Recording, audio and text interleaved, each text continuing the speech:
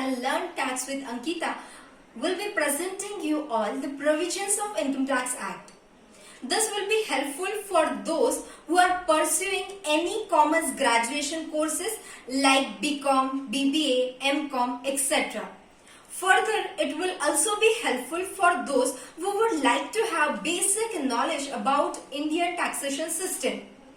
So, let's begin with introduction of taxation. First question comes in our mind, what is meant by tax? ये tax क्या है? Tax is a compulsory payment made to the government under prescribed law. Tax मतलब एक compulsory payment आपको government करना है, law में जो कंडीशन दी है वो अगर आप सेटिस्फाई करते हो तो आपको टैक्स देना है.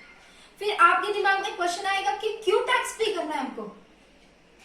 देखो एग्जांपल लेते, आपको घर चलाना है तो आपको किसकी जरूरत है? पैसे की जरूरत है घर चलाने के लिए. वैसे गवर्नमेंट को पूरा नेशन चलाना है. गवर्नमेंट हमको बहुत सारी सर्विसेज देती है, like infrastructure services, construction of road, dams, power projects, healthcare services, financing of defenses, etc.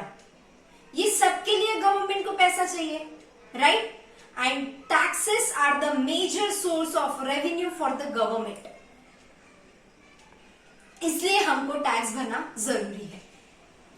Moving ahead, tax is divided into two parts: direct tax and indirect tax.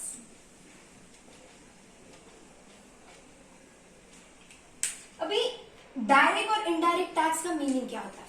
First, direct tax.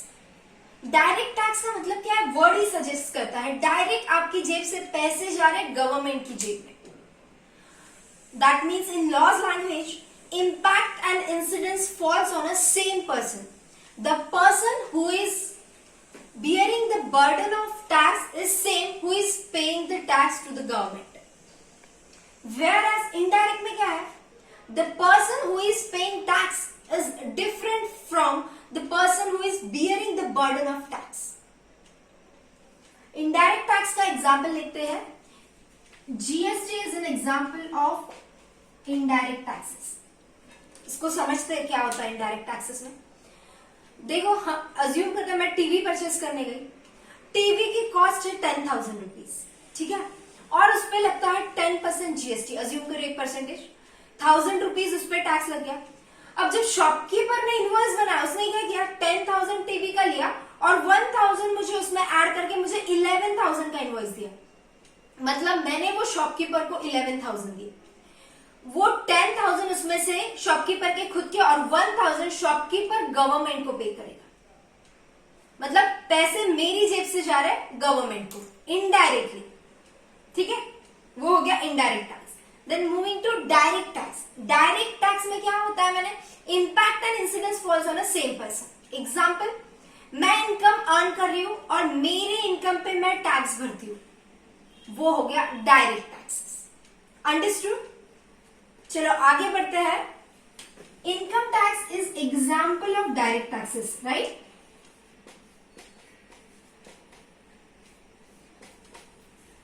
Income tax के बारे में जानते हैं.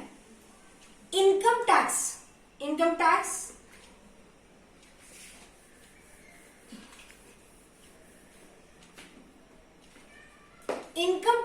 is governed by Income Tax Act 1961.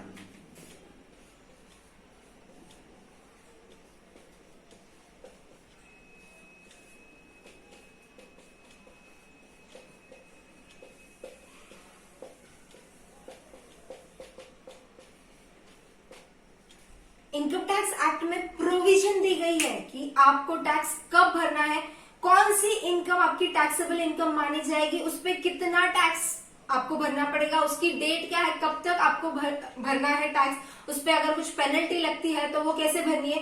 Everything is provision relating to that is given in income tax act 1961. अब ये बना बहुत पहले से, इसमें प्रोविजन भी पहले से, बट टाइम टू टाइम हम लोग इसमें अमेंडमेंट करते रहते हैं, मतलब चेंजेस करते रहते हैं. आपने वर्ड सुना होगा बजट. हर साल 1 फेब को बजट आता है. उसको ही फाइनेंस बिल ऐसा बोलते हैं। जब वो फाइनेंस बिल दोनों हाउस ऑफ पार्लियामेंट में पास होता है और प्रेसिडेंट की असेंट मिल जाती है तो वो फाइनेंस एक्ट बन जाता है।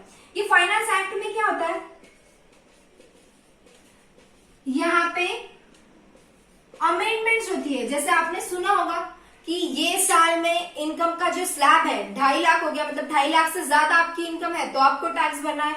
नेक्स्ट ईयर में आपने सुना 3 लाख है तो उसके बाद आपको टैक्स भरना है। ये जो सारी अमेंडमेंट वाली प्रोविजन है वो किसके थ्रू आती है, फाइनेंस एक्ट। उसके बाद आते हैं income tax rule.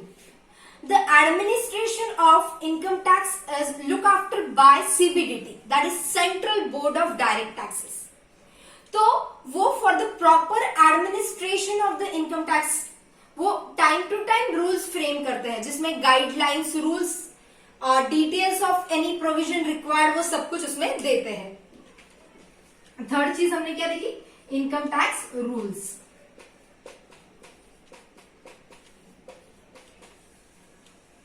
And fourth one जो है वो है सर्कुलर्स, नोटिफिकेशन। इसका मतलब क्या होता है, सर्कुलर नोटिफिकेशन मतलब टाइम टू टाइम अगर कोई प्रोविजन का स्कोप, मीनिंग में कोई डाउट है, क्लैरिटी नहीं है तो time to time CBDT circular notification issue करती है। इसका मतलब क्या है, income tax is combined study of income tax act provision, finance act, income tax rules, circular and notification. ये था बेसिक इंट्रोडक्शन का पार्ट 1, जिसमें हमने देखा what is mean by tax, tax के 2 टाइप कौन से, उसका meaning and what is income tax. In second part we will see who is liable to pay tax, important definition like person, assessee, assessment year, previous year, etc. So बने रहिए मेरे साथ।